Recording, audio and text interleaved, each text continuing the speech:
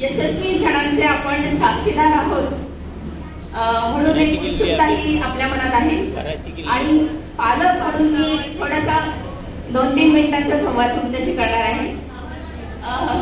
लाजवंतीने 10वीला 95% mark आल्यानंतर आम्हाला प्रश्न होता की ऍडमिशन कुठे घ्यायची, पण आम्ही मोठ्या उत्साहाने आणि प्रेरित होऊन पेस अकॅडमीमध्ये प्रवेश घेतला। सुरुवातीला लाजवंती पेसच्या वातावरणात ऍडजस्ट होईल का नाही होणार नाही अशी आम्हाला एक विचार होता, परंतु ती 1 महिन्याच्या आतच तिथे रमली आणि वास्तविक पाहता शाळेच्या कुठल्याही मित्र तिथे नव्हते, पण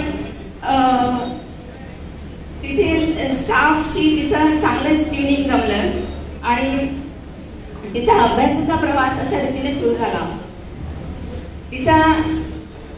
तिला नीटला 622 मार्क्स आले, त्यानंतर तिला MSCET मध्ये 98.31 मार्क्स आले आणि तिला JEEला पण चांगला स्कोर 99च्या अबोव्ह स्कोर आलेला आहे।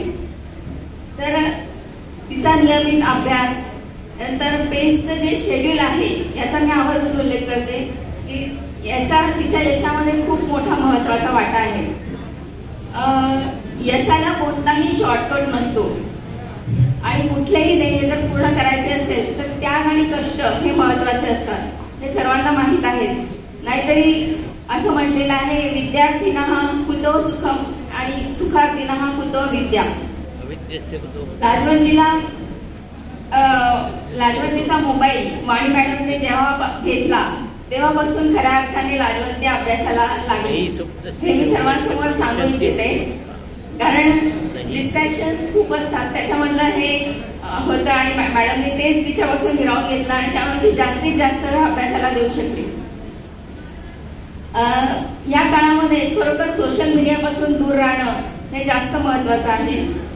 पेसच्या ज्या रेग्युलर टेस्ट आणि doubt solving sessions, major test, modules, नंतर पॅरेंट्स मीटिंग आणि टीचरांचा आणि पॅरेंट्सचा जो डायरेक्ट संवाद होता, या सगळ्यांचा लाजवंतीला खूप खूप फायदा झाला, हे मी आवर्जून सांगू इच्छिते। आणि विद्यार्थ्यांना मला थोडंसं सांगायचं आहे की यश आणि अपयश ह्या जीवनाच्या 2 बाजू आहेत, त्यामुळे तुम्ही सगळे यशस्वी विद्यार्थ्यांनी यश मिळालं म्हणून हुरळून जायचं नाहीये किंवा अपयश जरी आलं तरी त्याच्याने खचून जायचं नाहीये।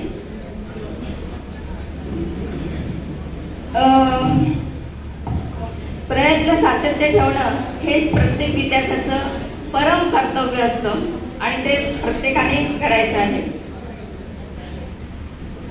कारण जो थांबला तो संपला,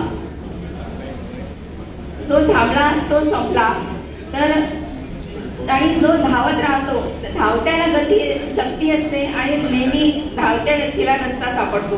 म्हणून परीक्षेची तयारी करत असताना अनेक मोहाचे क्षण येतात, त्यावेळेस आपली सतसत विवेक बुद्धी जागृत ठेवून जर तुम्ही तुमचं कर्तव्य केलं तर तुम्ही ध्येयापर्यंत निश्चित पोहोचू शकतात।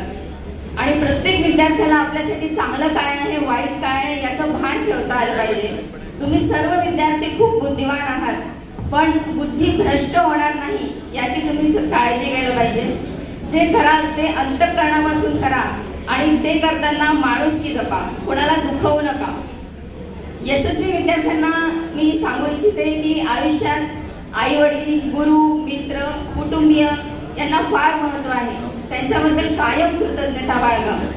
तुमच्या आयुष्यातील यशामध्ये त्यांचा फार मोठा वाटा आहे, हे कधी विसरू नका। So always be thankful for them and wishing you success with full of opportunity and happiness. Do your best in the field whatever you have chosen. आणि यशस्वी व्हा, आनंदी राहा, या माझ्याकडून तुम्हाला सर्वांना शुभेच्छा। आणि special thanks to Vani madam आणि all the faculties, expert faculties, Vani sir, Honey sir, Ravi sir, Pawar sir, Akash sir, Sakshi madam आणि all the staff members, Amruta madam, Firoz sir, हे सगळ्यांनी पण खूप कॉपरेशन केलेलं आहे, या सगळ्यांचा खूप अभिमान आहे। आणि एक गोष्ट अजून सांगायची आहे की काही प्रसंग असे आले की त्यांना टीचर ऐनवेळेस काही काळासाठी दुसरीकडे गेले किंवा नव्हते, तर त्या काळामध्ये वाणी सर आणि मॅडम यांनी अतिशय उत्कृष्टपणे ही धुरा सांभाळलेली आहे. त्यांनी त्यांना कुठल्याही लेक्चरची किंवा सिलेबसची कमतरता जाणवलेली नाही. त्यांनी वेळोवेळी व्यवस्थित त्यांचा अभ्यासक्रम पूर्ण करून घेतला आहे. तर पेस हे अकॅडमी एक गुरुकुल आहे. तर 2 वर्षासाठी या गुरुकुलात तुम्ही ऍडमिशन घ्या आणि ते सांगतील ते प्रमाण म्हणून तुम्ही जर त्याप्रमाणे फॉलो केलं तर यश हे निश्चितच मिळतं.